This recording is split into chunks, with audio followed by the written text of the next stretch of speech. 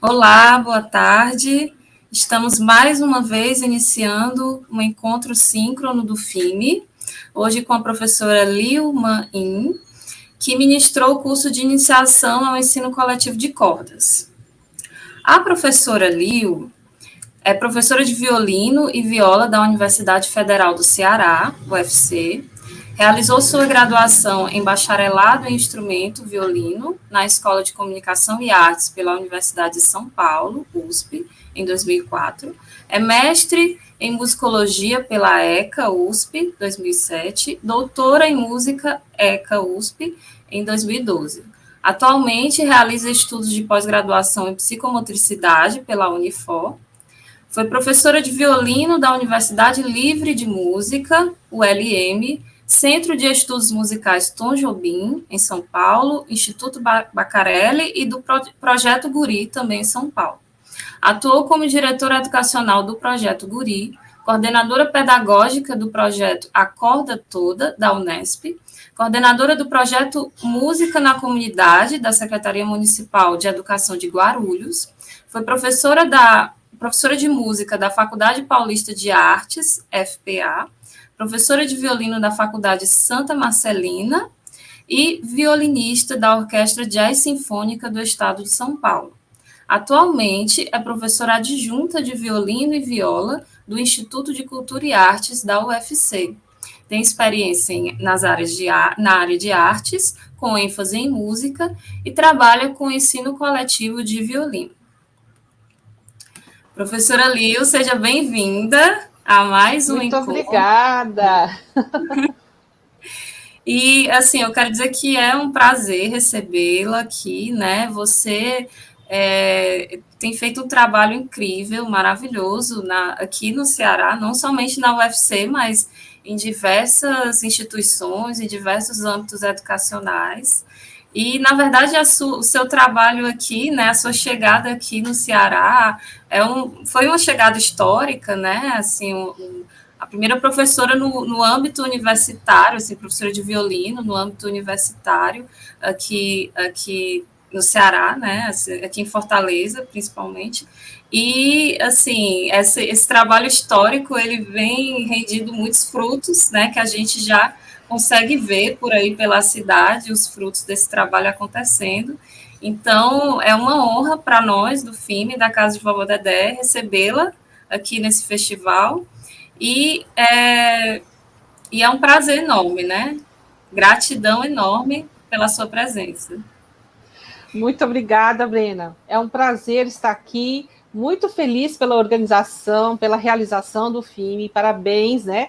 Casa de Vovó Dedé, toda a equipe, Wagner Barbosa, a equipe maravilhosa que tem aí, você, Brena, que está na organização desse festival maravilhoso.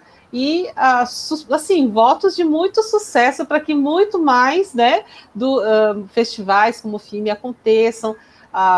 Também, assim, iniciativas que a casa tem, né, como o concurso dos Jovens Talentos do Mansueto Barbosa, né? Então, para mim é uma honra, né, estar novamente aqui com vocês. Já acompanho o trabalho da Casa de Vovó Dedé, várias edições, vários anos, que eu também participo, né, como membro, né, do concurso, E também conhecendo muitos trabalhos que a casa realiza no âmbito educacional. Então, realmente, para mim, é uma alegria muito grande conhecer mais esse trabalho, né, que a Casa de Vovó Dedé realiza, que é esse festival. Tenho, assim, só a agradecer. Então, muito obrigada pelo convite. Ah, que bom, maravilha. Então, assim, já começando nosso bate-papo aqui, né, a nossa conversa, esse bônus, né, esse encontro que é um bônus, as aulas que já estão disponibilizadas lá no site do FIME. Eu queria que você falasse um pouco sobre a sua história de vida, como foi que você escolheu o violino para tocar, ou como foi que o violino lhe escolheu, e como foi a sua trajetória até se tornar professora de violino, né? E esse trabalho específico com ensino coletivo de cordas. Tá certo. Eu acho que eu vou falar um pouco sobre como é que eu cheguei no ensino coletivo de cordas, que é a metodologia que eu trabalho, tanto na UFC como nas minhas pesquisas, né? Então, fiz tanto mestrado, doutorado, foi nessa área. E hoje, mesmo fazendo uma pós-graduação numa área que parece que não tem a ver com a música, que é a psicomotricidade, mas, na verdade, o interesse é a aplicação da psicomotricidade dentro dos grupos de ensino coletivo de cordas, né, para melhorar, inclusive, ajudar os nossos alunos nesse campo, né, que é a coordenação motora, a educação dos movimentos, a saúde, né, do corpo. Então, bom, falar um pouco de como é que eu cheguei, né, em tudo isso e cheguei aqui no Ceará, né. Eu comecei a estudar violino com 10 anos de idade, né? Então, eu sou nascida em Taiwan, não sou nascida no Brasil, e com 4 anos de idade, a minha família emigrou para cá, né? E hoje eu sou brasileira naturalizada e com certeza que o meu país do coração é o Brasil. Cresci aqui, estudei aqui, me formei aqui. E com 10 anos de idade, então, eu recebi uma visita da minha tia, que ela mora lá na Espanha e ela é violinista. Então, ela trouxe de presente na bagagem um violino 3/4, né? Um violino pequeno de criança. E ela me deu esse violino. Ela me deu o violino e ela disse: bom, agora você vai estudar violino. Então, não foi assim uma escolha que eu fiz, né? Mas naquela época, era outras épocas, né? Nem tinha assim, não era comum, era raríssimo se ver um computador, a gente nem sabia o que era internet, né? Isso que eu estou dizendo era 1981, né? Então, muito tempo atrás. E nessa época, quando eu fui estudar violino, minha mãe então me inscreveu num conservatório lá em São Paulo, que era um dos conservatórios mais tradicionais que a cidade tinha. Era o Conservatório Dramático Musical de São Paulo. Esse conservatório era um conservatório que foi fundado pelo Mário de Andrade. Inclusive, ele foi um dos professores desse conservatório. Então, em 1981, 82, né? Na verdade, em 82, eu comecei a estudar lá. O sistema desse conservatório, né? E eu gostaria de compartilhar aqui com vocês, porque tudo isso nos faz refletir sobre como é que a gente vai aprendendo com as experiências da nossa vida e como isso afetou, inclusive, as minhas escolhas com relação à pedagogia do instrumento. Então, nessa época, esse conservatório ele tinha um sistema super tradicional, né? Você tinha que estudar 1 ano de teoria musical antes de poder escolher o instrumento, antes de poder tocar o instrumento. Você tinha que ir lá frequentar as aulas e aí depois você tinha aula de instrumento. E aí eu fui, né? Estava inscrita e eu fui então ter aulas de teoria nesse conservatório com uma professora que deveria ter sido a professora do Mário de Andrade. Ela era bem velhinha nessa época, e era a dona Ondina, né? E ela, assim, eu lembro dessas aulas de teoria dela, com ela escrevendo na lousa, aquela mão trêmula, né? Aquela voz, assim, e aí explicando o que é semibreve, o que é semínima, o que eram as pausas, o que era a fórmula de compasso. E tudo aquilo que eu assistia na aula de teoria, eu não entendia nada. Nada daquilo fazia sentido algum para mim. Não fazia sentido. Eu ia, copiava a lousa, tentava decorar o nome das figuras e nada daquilo fazia sentido.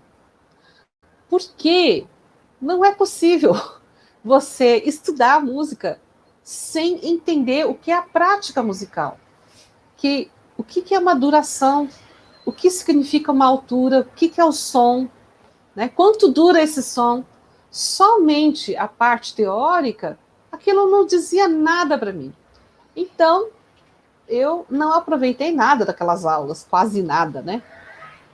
Eu acho que eu só não desisti daquelas aulas porque eu gostava do passeio, né? De sair da minha casa e ir até o conservatório, né? Porque no mesmo prédio do conservatório, lá embaixo, tinha uma casa de sucos. E eu gostava muito de tomar o suco de goiaba com leite daquela casa de sucos. E a minha mãe, toda vez que me levava no conservatório, depois a gente tomava o suco lá embaixo. Aí eu acho que meio que foi por isso que eu aguentei 6 meses daquela tortura, porque você estava aprendendo uma coisa que não fazia sentido nenhum para a minha vida. Né? Então, no meio desse processo, eu tive a sorte de que um dos alunos de violino desistiu. E a professora queria me pegar, dali a um ano, ela abriu uma vaga. E como eu já tinha um instrumento, que era coisa meio rara naquele momento em São Paulo, ter instrumentos, pessoas com instrumentos pequenos, né? Já era difícil ter instrumento, o violino inteiro para adulto. Quanto mais instrumento menor, tamanhos menores, era difícil. Não era assim comum como hoje em dia, qualquer loja de instrumento, ou você compra pela internet.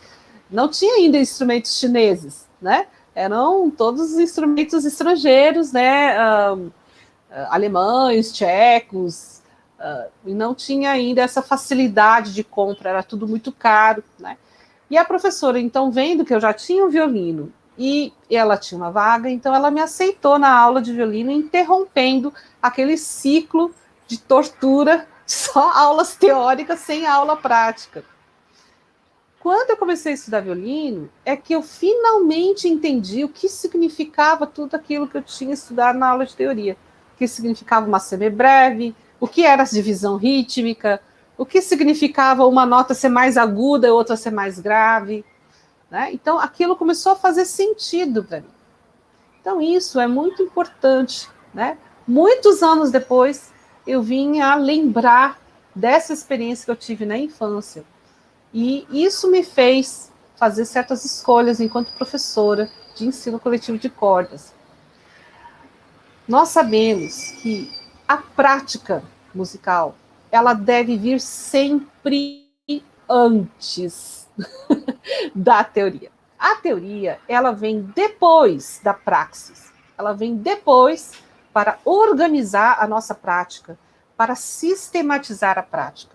Mas a parte prática é a que dá sentido a isso que nós fazemos, que é a música. Né? Então, quando eu comecei a estudar, aí também tive minhas experiências em relação ao violino. O primeiro método que eu comecei a estudar, né, era um método bem tradicional alemão, né, chamado Doflain ou Dofly, não sei como que se fala exatamente, mas eu vou falar Doflain, né, que é o jeito como a gente leria em português. E esse método, ele era bem tradicional e tinha, assim, muitas páginas no início do método com semibreves na corda sol, que para quem não sabe é a quarta corda do instrumento, né? Então, que tal o instrumento? Nós temos as 4 cordas, a mais fininha, a primeira, né? Mi, Lá, Ré e a Sol. Então, a corda sol fica aqui, ó, aqui em cima. Então, para tocar aquilo lá, eu tinha que aprender a segurar o arco, a colocar o braço aqui na quarta corda, aqui em cima, e puxar esse arco durante 4 tempos, assim, ó.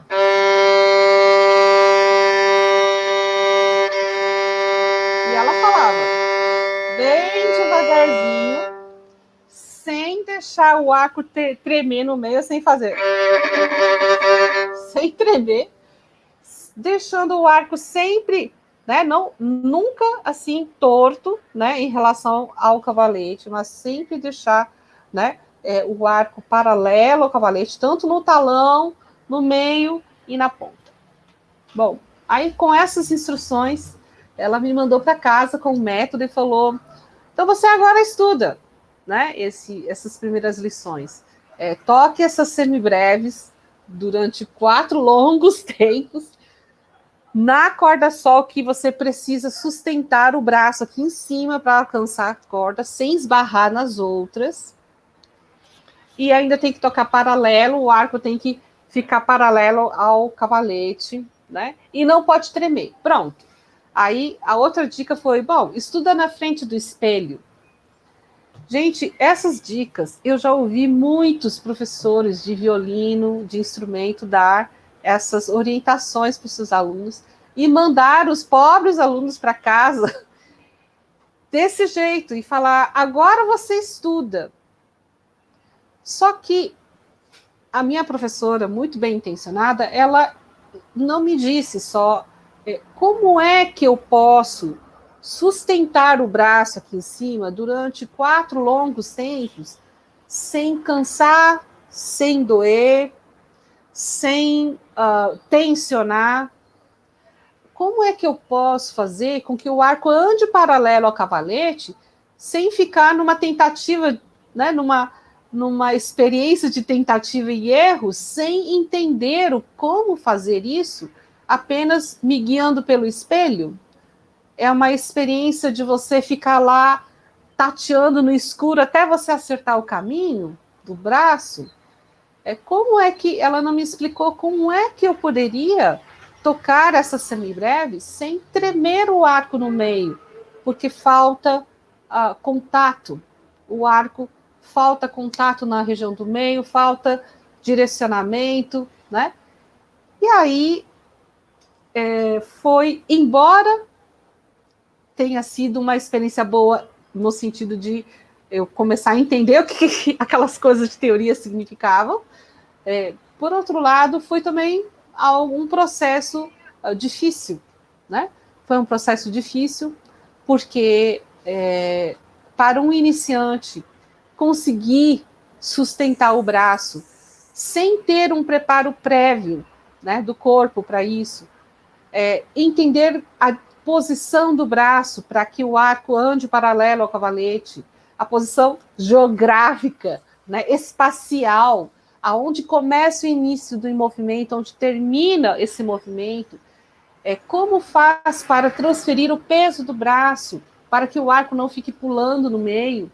Sem entender essas coisas, realmente foi um processo de tatear no escuro, né? Tentativa e erro, tentativa e erro. E durante todo o meu processo de estudo instrumental tradicional, né, eu enfrentei várias vezes esse tipo de dilema.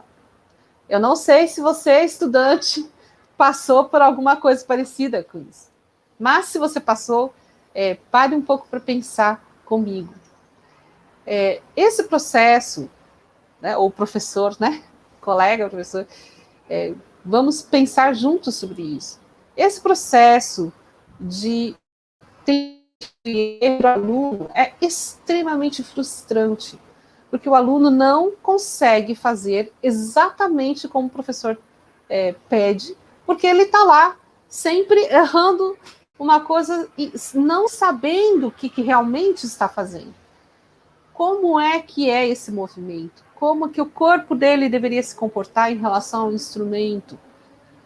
Então, depois dessa fase, né, onde eu tive que fazer muitas páginas de semibreves na quarta corda, sofri muito, né, foi muito difícil, E eu, sinceramente, acho que se hoje, né, eu fosse criança hoje, nesse século, com toda essa tecnologia, com todos esses telas touch e essa velocidade de informação que hoje nós temos, se eu tivesse que passar por aquele processo de aprendizado instrumental, eu desistia e não estudava esse instrumento. Porque hoje em dia não acho que a gente tenha, talvez, aquelas condições que eu tive quando era criança, que era de, bom, que eu vou fazer a tarde inteira? Já que, naquela época, a televisão chegou na minha casa muito mais tarde, não tinha computador, não tinha celular, e aí depois da lição de casa que se fazia da escola, eu não tinha mais nada que fazer a tarde inteira, então eu vou fazer o quê? Vou estudar violino, né? E aí os anos se passaram, eu tive outras experiências, né, com, por exemplo, metodologia Suzuki. Minha família se mudou para Santa Catarina e morei lá em Florianópolis durante 2 anos e meio e tive contato, né, com a metodologia Suzuki. Eu fui uma aluna Suzuki durante 2 anos e meio, fiz tudo que a metodologia Suzuki propõe, né? Então, escutava um disquinho naquela época, né? Hoje não tem mais isso, mas naquela época era um LP, né? Pequeno, que vinha junto no encarte do método, e você tinha que colocar no toca-disco. E o método dizia, a metodologia dizia que você tinha que escutar pelo menos 3 vezes ao dia. Eu escutava de manhã, escutava à tarde, escutava à noite, as mesmas músicas, né?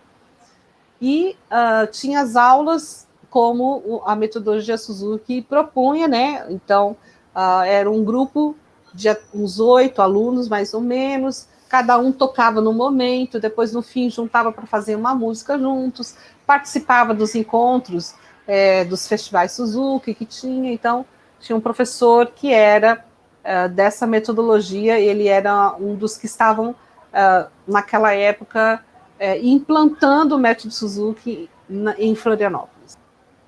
Depois eu deixei esse grupo, né? Eu mudei de escola e fui estudar na escola de música da UDESC, que hoje é a universidade, é um curso de graduação, mas naquela época era um curso era uma escola de música, né? E nessa escola eu tive uma grata experiência de tocar num mini conjunto que era chamado de orquestra. Era muita presunção dizer que aquele grupo era orquestra, porque tinha 4 violinos, 3 flautas, 2 clarinetes, um cello. Pronto, essa era a orquestra, né? Mas com esse pequeno conjunto instrumental, com as músicas muito simples que se fazia lá, eu comecei a entender o que significava tocar em conjunto com outros músicos. E era um prazer tão grande, eu gostava tanto, tanto, tanto dessa experiência de tocar junto com outras pessoas, que eu contava assim, os dias da semana. Puxa, falta tantos dias para chegar na escola de música e tocar na orquestra. E por conta disso também despertou muito esse meu interesse em continuar estudando o instrumento. A minha família se mudou novamente para São Paulo depois, e eu encontrei, então, a grande professora que direcionou toda a minha formação, e eu diria assim, grande parte da minha vida, que foi a professora Maria Vishnia. A professora Maria, eu comecei a estudar com ela com 13 anos, e posso dizer que, né, até muito depois da minha graduação, ainda continuei estudando com ela, e até hoje, né, ela é uma grande influência na minha vida, tanto na parte musical quanto pessoal, né? Ela era muito mais do que uma professora, era uma grande mãe, né, mãezona de todos os alunos. E ela foi a minha professora também na Universidade de São Paulo. Ela era a professora de violino, né, da USP, e foi e aí que eu realmente, vamos dizer, estudei seriamente o instrumento, né? E nessa formação fiz o bacharelado, né, em violino na USP. E quando eu estava no meu último ano, né, de graduação, né? Estava quase me formando. Eu tive uma conversa, então, com a minha professora, né? Então, como nós sabemos, os professores de instrumentos são uma categoria de professores muito diferentes e especiais na nossa vida, porque o professor de instrumento é aquele que mais te conhece, né? Ele tem uma relação muito próxima. O professor de instrumento conhece como você está, como você reage, como é que é a sua mão direita, a mão esquerda, quais são os seus problemas musicais, e às vezes até problemas pessoais, né? Quais são suas limitações em relação a ritmo, afinação, a musicalidade fraseada, tudo, né? E quais são suas potencialidades. Então, um bom professor de instrumento é aquele que te ajuda, né, a vencer essas dificuldades, né? E a caminhar com a música. Então, eu diria que assim é muito diferente, né, a relação que nós temos com o professor de instrumento do que com o professor de, sei lá, matemática, português, ciências, né, na escola. Então, a relação com o professor de música é muito estreita, né? Então, eu tinha um respeito e um carinho muito grande pela minha professora de violino, e ela era, né, a minha professora na USP, e eu então tive essa conversa com ela.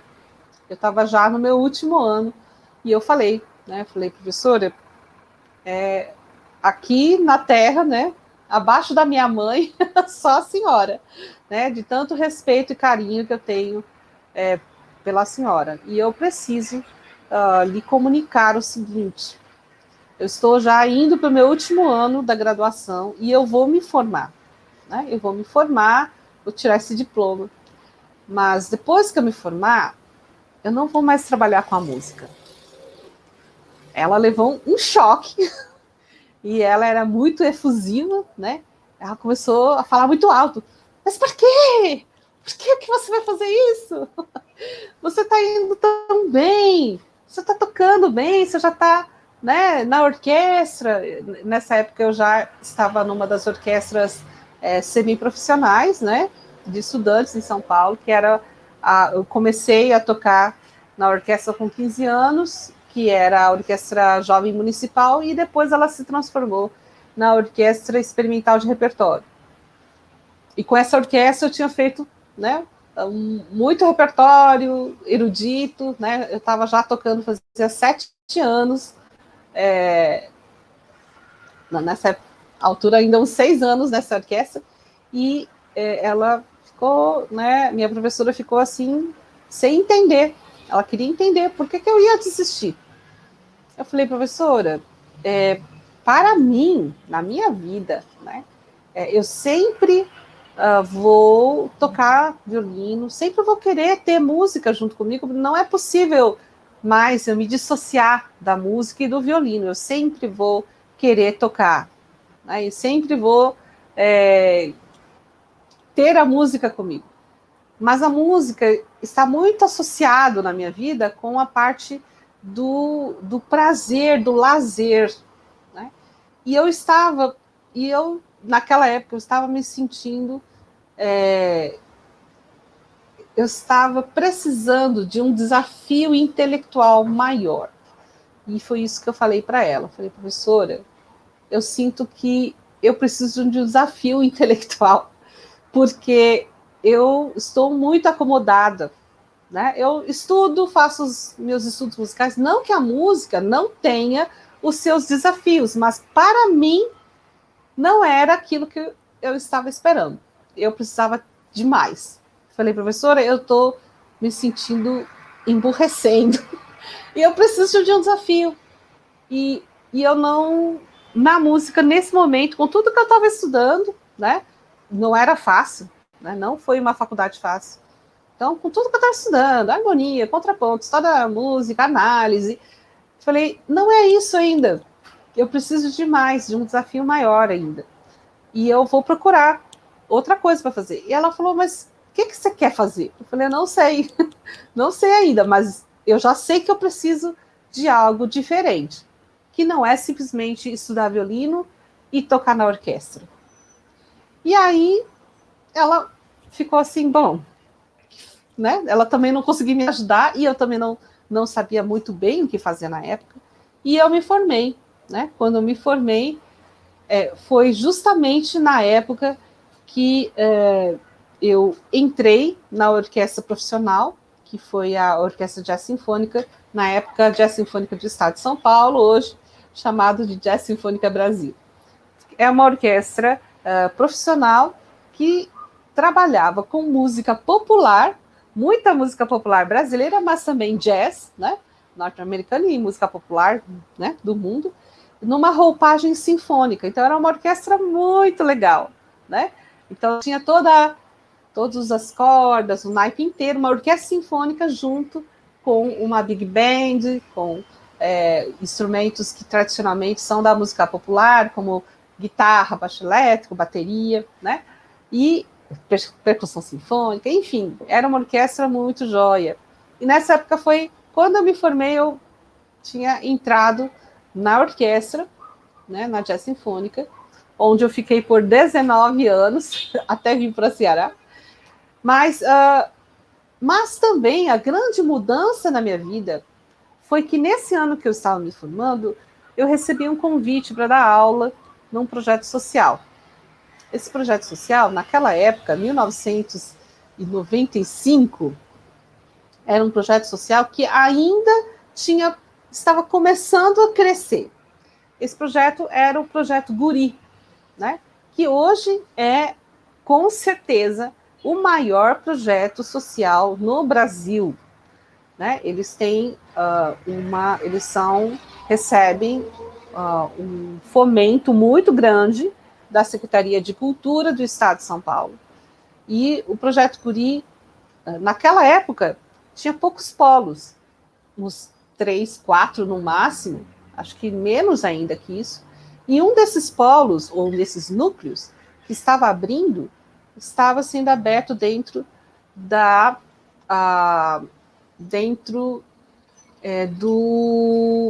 da FEBEM, né? A FEBEM, que era uma casa de correção de menores infratores, né? Hoje não existe mais a FEBEM, mas existe a Fundação Casa, né? Então, nesse momento, né, quando eles foram iniciar esse projeto dentro da FEBEM, eu fui convidada para participar e eu nunca tinha entrado numa FEBEM, nem sabia como que era. Só me disseram assim, bom, é uma FEBEM masculina, né? E eu pensei, bom, FEBEM, né, são as crianças, né, os menores, né, que estão lá dentro. E eu pensei, vou dar aula para uns menininhos, né? Mas quando eu cheguei lá, os meninos eram todos mais altos que eu, todos maiores, né? E o ambiente da FEBEM era muito, muito difícil. Né? E essa FEBEM era uma FEBEM gigantesca, era a maior FEBEM que havia no Brasil, era a FEBEM da Tatuapé, que foi hoje totalmente desativada. Naquela época, era uma antiga fazenda, né, que tinha, então era totalmente murada, com muros muito altos, e dentro haviam 24 unidades de contenção, ou prédios, cercados com cercas altíssimas, e os menores eram divididos por níveis de periculosidade, né? Dependendo da infração que haviam cometido, eles eram alojados nessas unidades. Os alunos vinham fazer aulas de livre e espontânea vontade, né? Então eles escolhiam o curso de música, e nós atendíamos então 40 alunos num núcleo experimental de ensino coletivo de cordas. Era a primeira vez que o ensino coletivo estava sendo aplicado dentro do Projeto Guri. Antes, não havia ensino coletivo dentro do Projeto Guri. E é importante contar essa história, porque essa história vai nos trazer até aqui, até hoje. E, nesse momento, eu nunca tinha ouvido falar sobre o ensino coletivo de cordas, mesmo que a metodologia de ensino coletivo de cordas tinha já surgido, né, em 1970, aqui em Fortaleza, com o professor Alberto Jafé. Ele montou esse núcleo de ensino coletivo no SESI, né? Então, muitos de vocês estão muito mais familiarizados com essa história do que eu. Então, ele montou esse núcleo, né, no SESI, e depois de algum tempo, né, alguns anos, ele saiu e ele foi para Brasília, né, pela Funarte, a convite da Funarte, e ele montou, então, o projeto Espiral.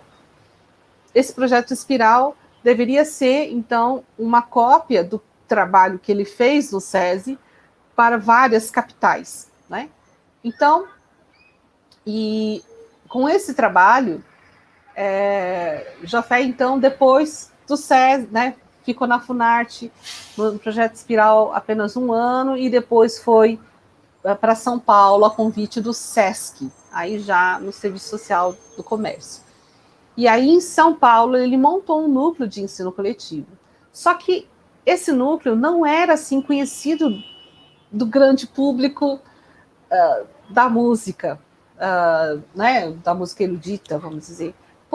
Não muitas pessoas conheciam esse trabalho do Alberto Jafé com o ensino coletivo. A metodologia de ensino coletivo não era algo difundida. Poucas pessoas conheciam e era um trabalho isolado no SESC. O meio musical não conhecia esse trabalho. E quando foi em 1995, 25 anos depois que o Jafé iniciou esse trabalho em ensino coletivo, eu vim a conhecer, eu como estudante ainda, recém-formada, na verdade, vim a conhecer a metodologia que iria ser implantada no projeto Guri. E aí, então, trabalhando nesse projeto, eu comecei a conhecer como é que se trabalha com o ensino coletivo de cordas, como é que se maneja a metodologia, como faz com que todos os alunos aprendam ao mesmo tempo, como faz para você corrigir a afinação dos alunos que estão tocando todos ao mesmo tempo, né? Tudo isso tem maneiras, tem técnicas para você trabalhar em conjunto, né? E eu fui, então, aprendendo, né, com esse grupo. Eu creio que eu aprendi muito mais do que ensinei, e esse grupo foi um grupo excepcional. Eu já dava aulas em outras escolas particulares, alunos particulares, e eu nunca tinha visto um grupo que funcionasse com tanto interesse como esse grupo funcionava lá na FEBEM, até aquele momento, né?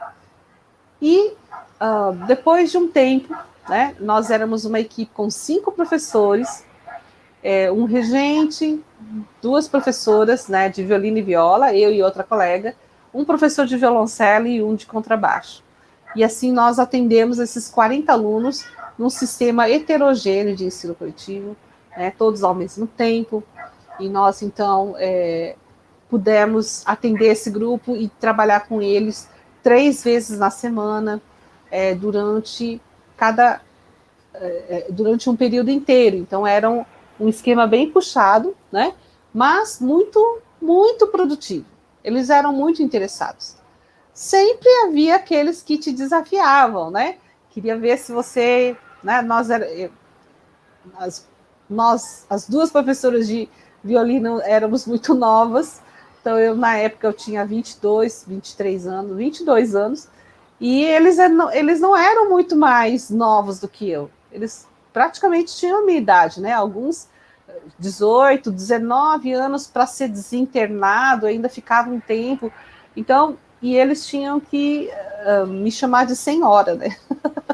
Era uma coisa muito engraçada isso.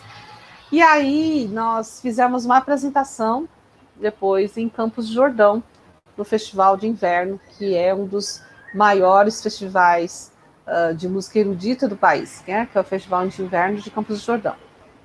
E essa apresentação foi memorável, né? Foi uma apresentação onde os professores foram com uma van, né, do projeto. Essa van seguia o comboio dos ônibus. Então, os ônibus levavam a orquestra, os instrumentos, o coral, né? E esse comboio, ele era, assim, altamente guardado, né? Vigiado. Então, haviam policiais dentro dos ônibus, os meninos foram assim, escoltados, né? Tinha a polícia na frente, atrás, dos lados, com aquelas escopetas, e a gente, assim, os professores um pouco aterrorizados com aquele clima, porque era algo que a gente não estava acostumado, e ficávamos pensando, com esse clima, desse jeito, como é que a gente vai fazer música? Como vamos fazer música com essa, né, escolta toda e os meninos, né, amarrados e tudo? E enquanto os professores estavam horrorizados com a situação e pensando, preocupados, como é que a gente vai fazer música com isso? Os meninos, eles estavam extasiados com a experiência. Eles estavam amando o passeio, de sair de São Paulo, de ir para uma cidade tão bonita quanto Campos do Jordão, de entrar no auditório tão bonito como o Cláudio Santoro. E aí depois aconteceu a apresentação, né? Eles tocaram e o governador da época, né, de São Paulo, estava presente. E eles tocaram as músicas de iniciantes. Brilha, brilha, estrelinha, o tema da Nona Sinfonia de Beethoven, o tema do Asa Branca, né? O repertório iniciante de quem tinha 6 meses de instrumento. Tocaram muito bem, né? E eles foram aplaudidos de pé por todo o auditório, né? Pelo governador e toda a plateia, aplaudidos de pé. E demorou um tempo para que eles entendessem essa experiência. Eles não conseguiam entender o que estava acontecendo. Porque, pela primeira vez, eles tinham feito alguma coisa, um ato, e esse ato foi aplaudido. Né? Ele não foi rechaçado, ou ele não sofreu agressões por causa desse ato que ele fez. Foi algo positivo, que gerou algo muito mais positivo, um retorno positivo.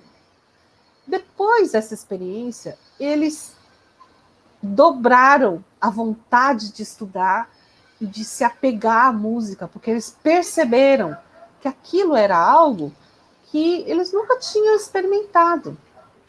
E depois de um tempo, né, esse concerto aconteceu em julho, e alguns meses depois, né, não muitos, creio que uns 2 ou 3 meses depois, houve uma grande rebelião. Né?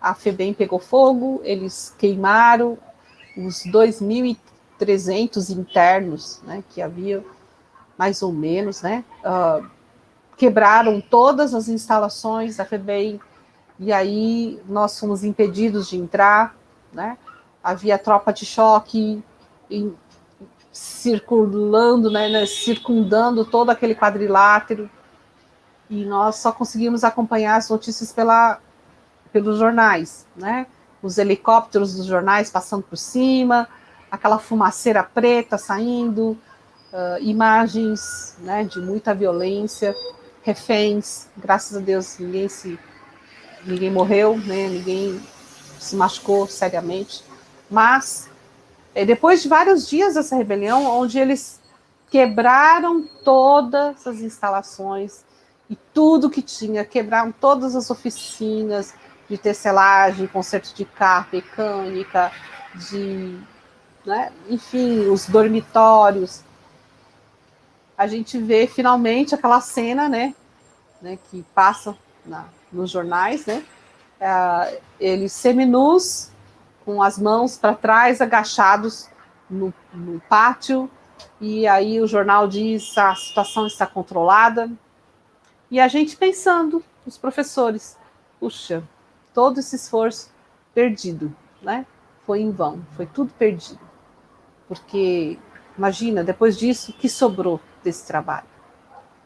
E qual não foi, então, a nossa surpresa, quando abaixou toda a poeira, toda a situação foi controlada e os funcionários puderam entrar novamente.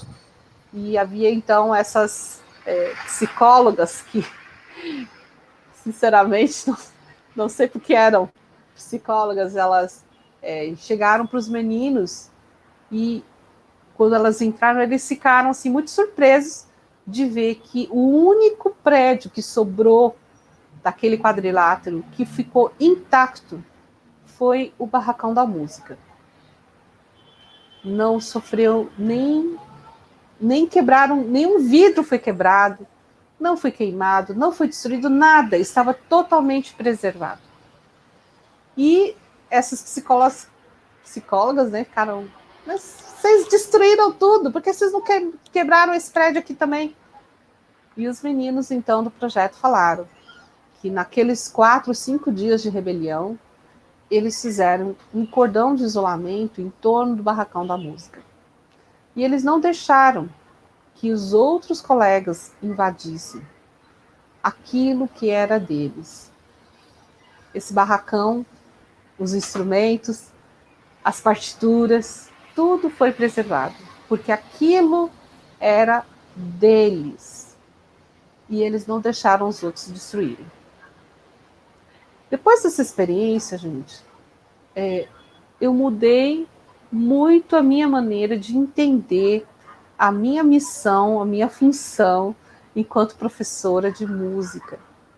Porque muitas vezes, dentro do meio musical, nós começamos a duvidar muito, né, do que nós fazemos. Será que num ambiente onde ninguém conhece o que é violino, interessa eu ensinar o que é esse instrumento aqui? Como é que faz soar esse instrumento? É um instrumento antigo, de uma outra época, de outros países, né? Adianta ensinar Mozart e Beethoven para crianças da favela, ou crianças, nesse caso, para pessoas que nunca ouviram falar de Beethoven e Mozart? Isso é relevante? Depois dessa experiência, eu entendi que se essas pessoas que nunca tinham segurado um instrumento como esses na mão, nunca tinham ouvido falar de Mozart e Beethoven, elas defenderam com as suas vidas esses instrumentos e aquelas partituras que representavam o mundo para eles, acho que eu não tenho o direito de ter preconceitos sobre isso, sobre o que é importante ou não proporcionar aos alunos. De não ter preconceitos quanto a tipos de instrumento e os gêneros musicais. Porque a música erudita, ela é um patrimônio, né, da humanidade. Todos merecem ter a oportunidade de entrar em contato, de ter acesso, de desfrutar. E talvez depois, né, possa até chegar e dizer, bom, mas não é minha praia. Gostei desse, é legal, mas eu prefiro tocar outro tipo de música. Né? Mas proporcionar esse acesso, permitir que muito mais pessoas tenham contato com o violino, por exemplo, instrumentos de cordas friccionadas, tenham contato com a música erudita. Isso é algo que a gente precisa fazer. Né? Precisamos oportunizar, permitir que mais pessoas tenham acesso. E não barrar esse tipo de ensino em nome de alguns tipos de preconceitos contra gêneros musicais.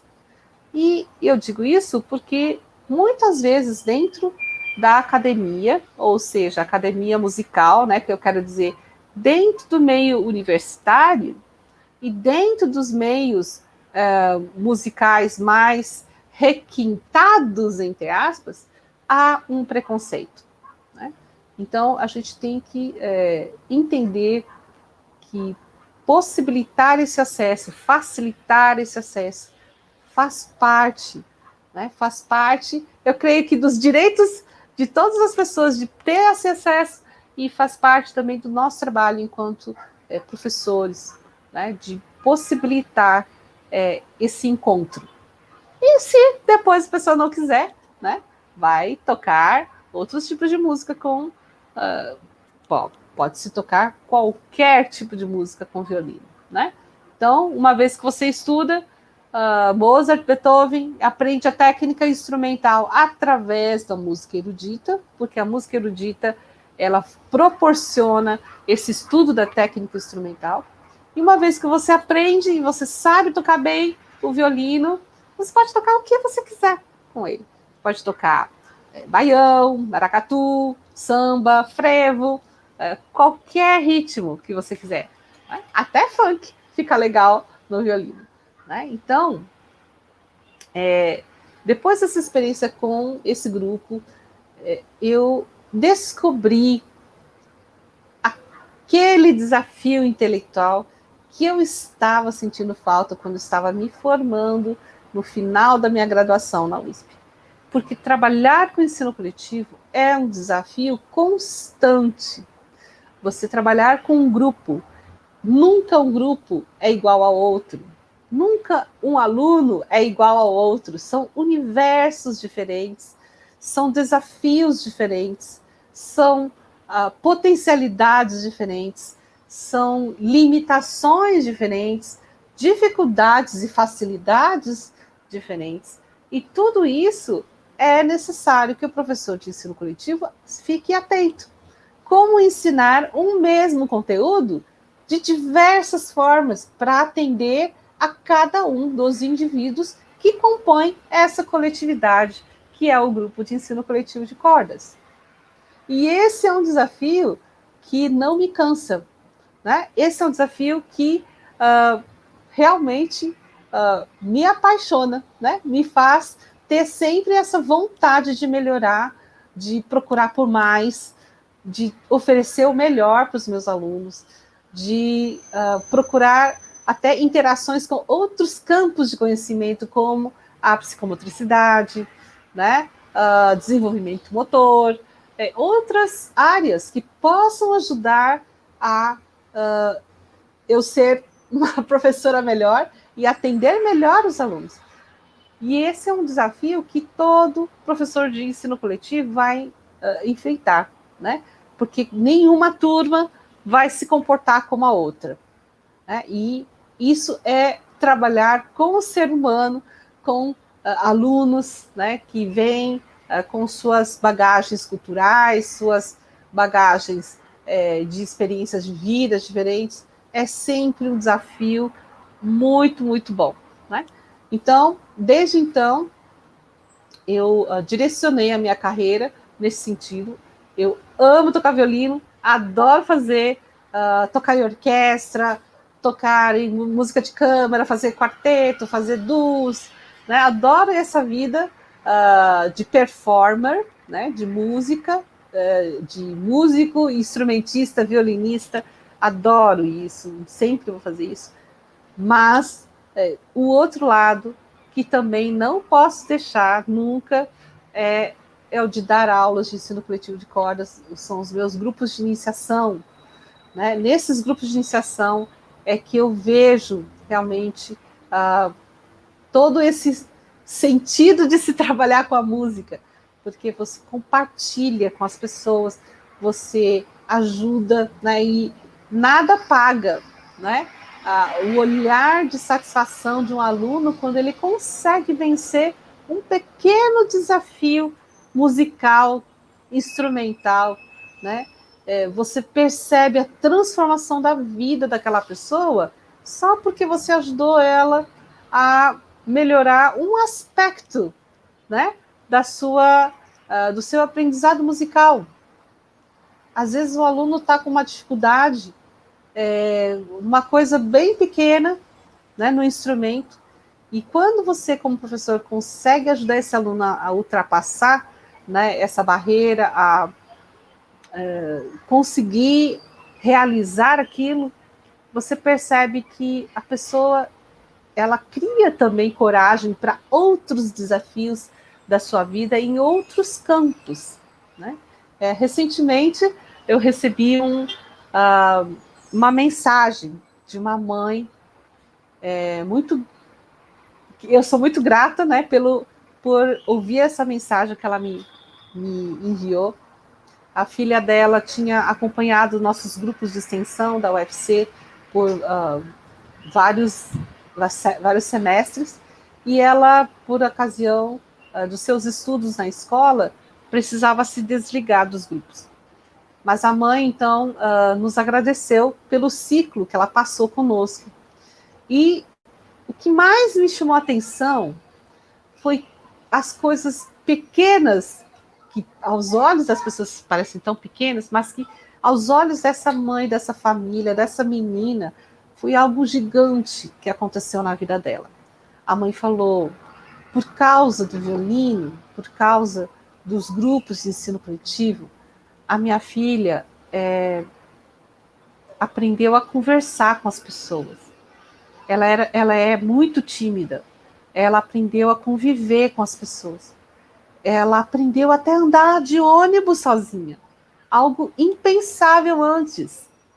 E ela teve coragem de subir no palco, de se mostrar. E isso influenciou, né, positivamente a vida dessa moça, dessa menina que hoje é uma moça. Né? E isso, para mim, foi muito... foi uma satisfação que eu não consigo nem descrever. Né? O fato de que, por causa do instrumento, por causa do ensino da música, por causa dos nossos grupos de ensino coletivo, essa vida dessa pessoa foi transformada para melhor. E eu tenho certeza, né? Tenho certeza que quando nós trabalhamos com a perspectiva correta dentro dos nossos grupos de ensino coletivo, qual é essa perspectiva correta? Né? É uma perspectiva onde a pedagogia é sempre no sentido de valorizar o aluno e não de machucá-lo, não de botar o aluno para baixo, não nunca com críticas destrutivas, mas sempre com críticas construtivas, feitas com amor e cuidado, aonde nós queremos inspirar os alunos a estudarem e não chicoteá-los com críticas e palavras depreciativas e com comparações inúteis e comparações que são negativas, né? Mas de inspirar os alunos a nos seguirem nesse caminho da música, porque é muito bom.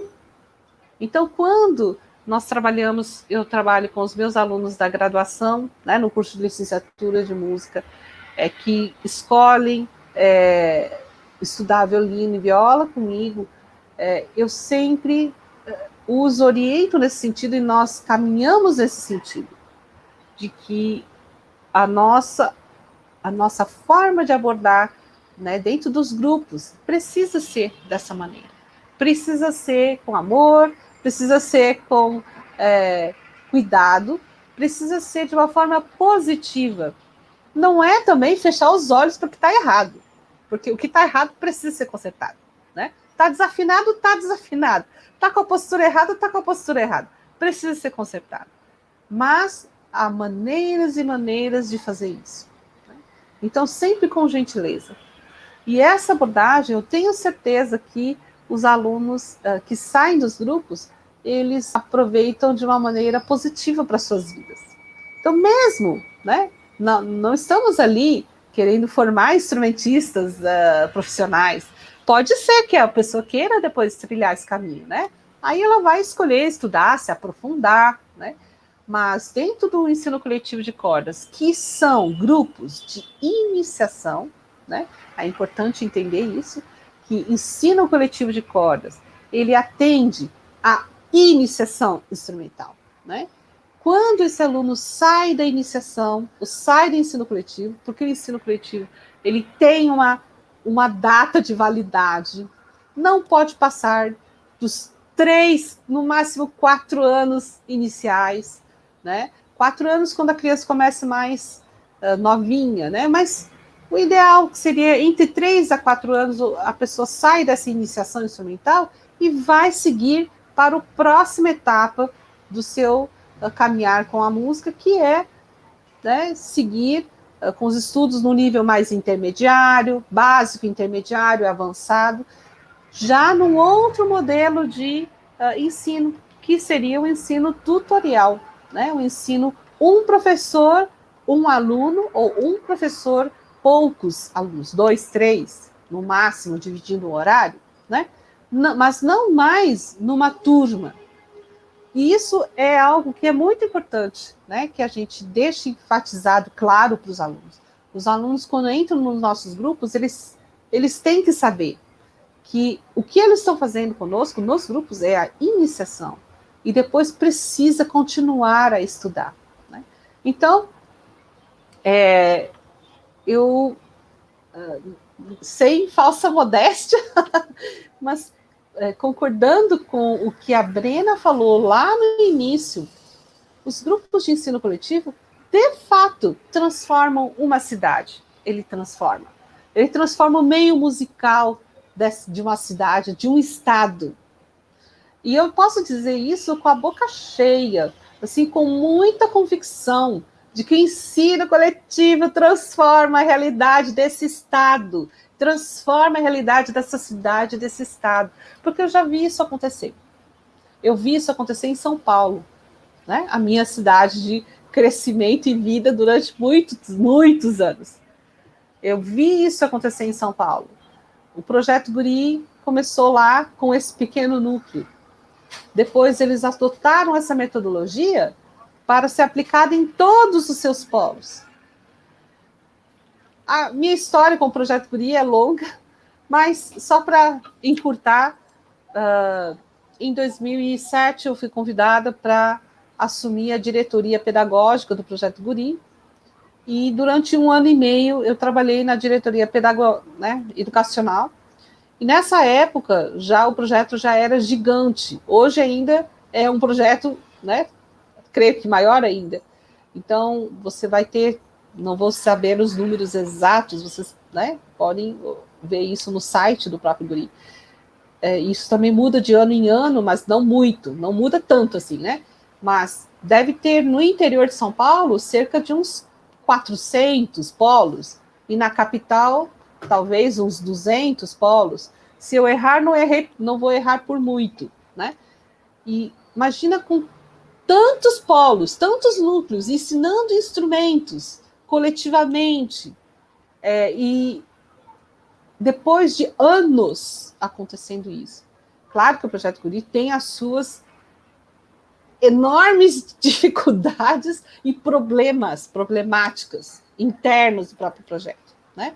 Como todo grande projeto que tem um envolvimento grande com políticas do Estado, para dizer o mínimo, que tem as questões políticas envolvidas dentro de um projeto social como esse, né? Mas os resultados a longo prazo é que nós vemos uma transformação total do ambiente musical de São Paulo. Total. Então, hoje, se na minha época, né, de estudante, em 1990, quando entrei na experimental de repertório, 1990, eu entrei na municipalzinha e havia uma vaga de violino aberta. Fazia 6 meses, não aparecia um violinista para fazer o teste. Aí apareceu eu, fiz o teste, passei. Hoje, se na mesma orquestra experimental de repertório você abre uma vaga, vai aparecer quantos violinos? Uns 150, 200, tocando muito mais do que eu tocava na época. Porque o meio musical foi se transformando. Uma população enorme de crianças e adolescentes foram tomando conhecimento do que é isso aqui, que uma viola, o que é o violoncelo, o que é o contrabaixo, o que é uma flauta, o trompete, tudo que se ensina no projeto social. E ao longo do tempo, essa massa enorme de crianças e adolescentes estudando música, instrumentos musicais, tem aqueles sempre que querem e que têm uma facilidade, querem continuar a se aprofundar, vão procurar aulas, né, em outras escolas, ou se aprofundar nos seus estudos, e dessa massa vai ter aqueles que cada vez mais vai melhorando o nível musical, técnico musical, né, da cidade e do estado. E depois, após o ano 2000, nós vamos ver um crescimento exponencial, um boom, né, que acontece do terceiro setor, certo? As ONGs vão surgir do nada um monte, né, principalmente na cola, né, das leis de incentivo fiscal que começam a surgir, Lei Rouanet, muitas outras leis de incentivo fiscal, tanto municipais, estaduais, federais, e as pessoas vão percebendo que o terceiro setor, as ONGs, é um campo de trabalho fértil. E muitos desses que abrem essas ONGs, iniciam seus projetos, vão copiar naqueles projetos mais antigos o seu modelo de fazer essa transformação social, esse serviço social, né? E em que eles vão se espelhar? Muitos deles no modelo de ensino coletivo que acontecia, então, no Projeto Guri. Para o bem ou para o mal, né? Espero que a gente aprenda com as dificuldades que os outros projetos têm e siga melhorando, né? Não copie a parte que não é boa, mas copie as coisas positivas que acontecem nas ONGs.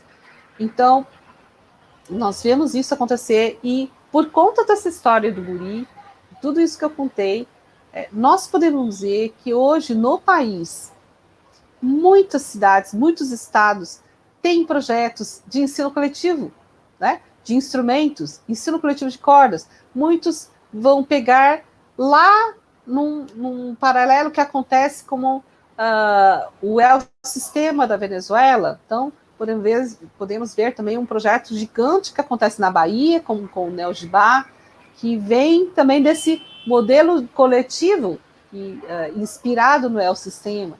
Temos o Prima, lá na Paraíba, né? Temos muitos outros projetos e temos, inclusive, né, aqui no Ceará, a Casa de Vovó Dedé, né? Temos outras ONGs, temos o projeto de extensão da UFC, trabalhando com ensino coletivo.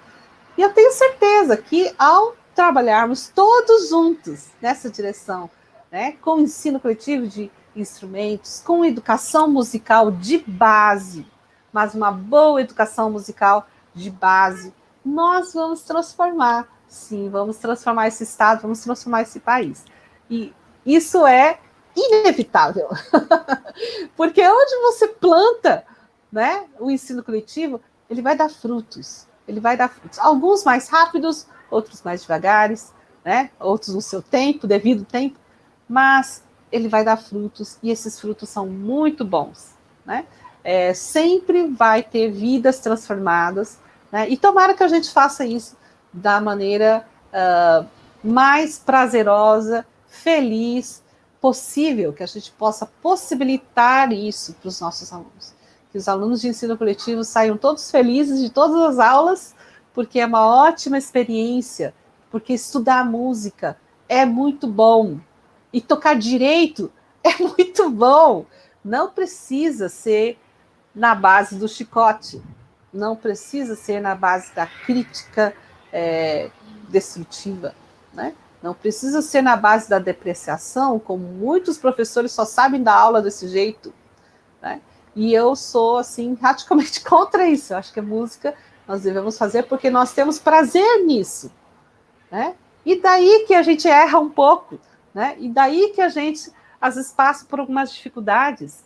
Mas fazer música é muito bom. E por isso é que quando a gente faz isso com prazer, e a gente estuda com prazer, e a gente deseja melhorar porque a gente é inspirado a melhorar porque é muito legal, né? Eu tenho certeza que isso só vai trazer frutos maravilhosos, né? Para o caso de Vovó Dedé, para o Fortaleza, para o Ceará e para o Brasil, né? Então, hoje temos assim a grata surpresa, né? Surpresa não, mas já era meio esperado, mas a gente pode ver que várias universidades públicas federais, né, já têm projetos de ensino coletivo de cordas. Está sendo fomentado, né? Algumas ainda não, né? Estão ainda meio resistentes aí, a comunidade ainda está meio fechada para isso, mas uma hora vai chegar, né? O público de ensino coletivo é gigante e o número de profissionais, de professores que precisam de capacitação, que precisam de formação, né, é enorme. E fica aqui também um apelo aos meus colegas, né, das várias universidades que atentem para isso, que tenham esse olhar, que possibilitem, abram, tenham abertura, não tenham medo, não tenham medo. Não tenho medo do ensino coletivo, porque é muito bom e é uma das metodologias que realmente vai transformar a nossa paisagem social, vai transformar a nossa realidade. E que os colegas, né, das universidades possam ver isso, possam dar abertura, começa com um projeto, começa com uma disciplina, né? Às vezes uma disciplina optativa, depois, quem sabe, né, entre realmente no currículo e nós tínhamos mais e mais professores bem formados nessa área. Então, eu não sei se tem alguma pergunta, Brena. Professora Lil, que maravilha, que honra poder ter acesso a essa sua fala, a essa sua narrativa, né, que é uma fala que, assim, pelo que eu percebo do seu trabalho, é muito compatível com a forma que você trabalha, porque você partiu de um ponto muito simples, né, que foi falar sobre a sua história de vida, e aí você conseguiu construir ramos com diversas temáticas em torno dessa história de vida e conexões, né, esses ramos conectados pelas suas percepções sobre formação humana, sobre formação de instrumentistas, sobre formação de profissionais que atuam com o ensino de instrumentos musicais, né? Então, assim, maravilhosa, muito rica essa sua fala. E quando você estava falando sobre, você falou logo no início, né, que o aprendizado do instrumento, o ensino e o aprendizado do instrumento precisa fazer sentido, né? Precisa ser vivenciado pela pessoa que está aprendendo, né? E aí eu até anotei aqui, né, para a gente desenvolver depois, mas aí depois, quando você falou sobre narrou a história que você vivenciou lá na Fundação Casa e também a mensagem da mãe da sua aluna, aí caiu uma ficha, né? Assim, puxa, assim, pessoas que estão numa situação de muitas vezes ou mata ou vive, né? Assim, que está lutando pela sua própria vida e eles estavam ali protegendo aquilo que já estava entranhado nas vidas deles, né? Que já era a própria vida deles, né? Já assim passou a fazer parte deles de uma maneira tão significativa que eles defenderam com as próprias vidas, né? Então isso é uma prova inevitável, né, de que o ensino conduzido de uma maneira que faça sentido para a pessoa, ela passa a fazer parte da pessoa, Com né? Do certeza. corpo, da história, de todos os significados que a pessoa enxerga, né, durante a sua trajetória. E aí, quando você. Quando você falou sobre a mensagem da mãe, da aluna, também, né? Porque mudou a vida dela em diversos aspectos, né?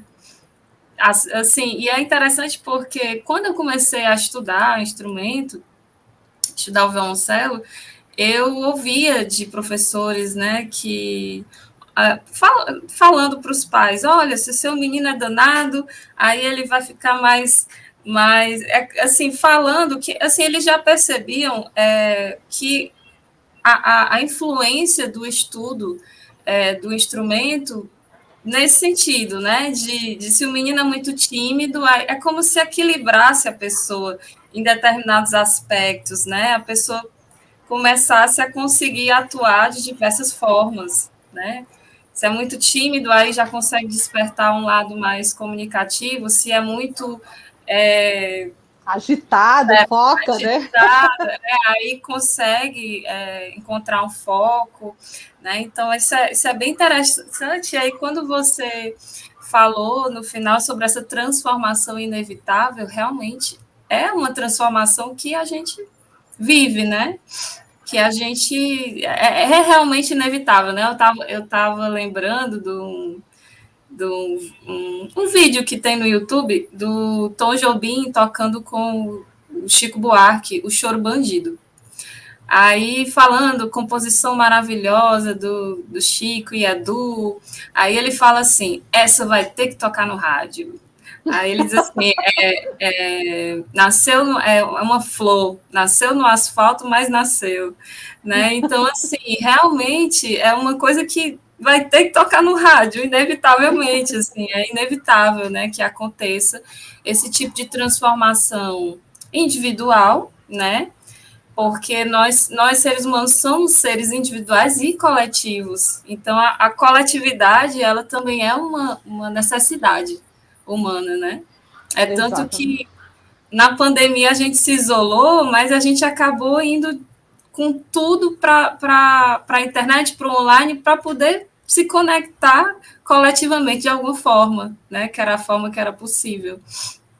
Né? Então, e como eu falei no início, né, a gente percebe, né, os frutos do trabalho aqui né, no dia a dia, né, no cotidiano da cidade, a gente percebe que há uma diferença, né, entre o que foi uma diferença que foi ocasionada por essa sua contribuição da professora Dora, né? E essa equipe maravilhosa que chegou, que vocês chegaram todos juntos, né? Então, é maravilhoso isso, né? E eu gostaria de agradecer a sua fala, a sua contribuição para o FIME, não somente esse momento agora, mas as aulas que foram gravadas, que estão sendo usufruídas, né, apreciadas e usufruídas pelas pessoas que estão inscritas no FIME, e agora essa faixa bônus, né, do CD, que é esse encontro, essa fala, esse acréscimo que só enriquece a nossa formação, né, a nossa formação como instrumentistas e também como professores de instrumentos, né, e assim, nós agradecemos imensamente a sua contribuição. E, assim, eu acredito, eu estava aqui escrevendo perguntas, mas logo que eu escrevi, aí você já comentava. Vai responder. Essa aqui já foi respondida. Então, assim, as minhas inquietações, as minhas dúvidas já foram contempladas pela sua Que fala. bom. Então, eu gostaria de lhe passar a palavra mais uma vez para as suas considerações finais. E, só um detalhe, às vezes a imagem fica travando, então nós estamos alternando entre podcast mas o áudio tá maravilhoso. Tá Então, ótimo.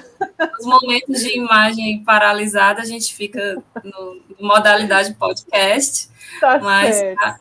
não, mas o que importa é que a gente está conseguindo acessar essa sua experiência que você está compartilhando com a gente, que é incrível, que é maravilhosa. Tá bom? Então. Tá certo. Brena, eu que agradeço demais, né? Mais uma vez. Obrigada ao FIME, obrigada, Casa Vovó Dedé, obrigada a toda a equipe, né, por me dar essa oportunidade de compartilhar com vocês um pouco mais desse trabalho com ensino coletivo de cordas. Espero que vocês se interessem, que vocês estudem, né? Quem estiver aí com o instrumento, querendo conhecer mais, né? Porque realmente vale muito a pena, né? Eu creio que essa com certeza, né, não haverá arrependimentos. A pessoa que decidir estudar música, decidir estudar um instrumento, porque só vem coisas boas, né? Não tem nada que vai te sobrecarregar, mas você estudar um instrumento, estudar a música, andar nesse caminho só vai trazer alegrias e coisas muito boas, né? E eu tenho certeza, né, que o filme vai fazer muito sucesso entre os alunos. Espero, né, que muito mais filmes venham, muito mais projetos de ensino, projetos educacionais como esses da Casa Vovó Dedé possam continuar e contribuir, né, como já contribui, né, para a melhoria da educação, né, da musical do Estado, né, melhoria também no caso da qualidade de vida dos nossos alunos, né? Então, muitíssimo obrigada. Estou sempre à disposição da Casa Vovó Dedé. Estamos sempre lá, né, na UFC também. Quem quiser nos conhecer, venha conhecer nossos trabalhos, tá bem? Então, fica aqui meu grande abraço e muito obrigada. Nós é que agradecemos, né, mais uma vez e sempre. E eu vou pedir para você aguardar um pouquinho nos bastidores, Certo. enquanto eu finalizo aqui agradecendo a atenção de todos e todas e todes que nos acompanham no FIME e acompanhem os cursos que estão disponíveis no nosso site, acompanhem os encontros síncronos que estão sendo realizados e aproveitem todo esse material que está sendo disponibilizado pelo FIME, certo? Então, eu encerro aqui e gratidão a todo mundo.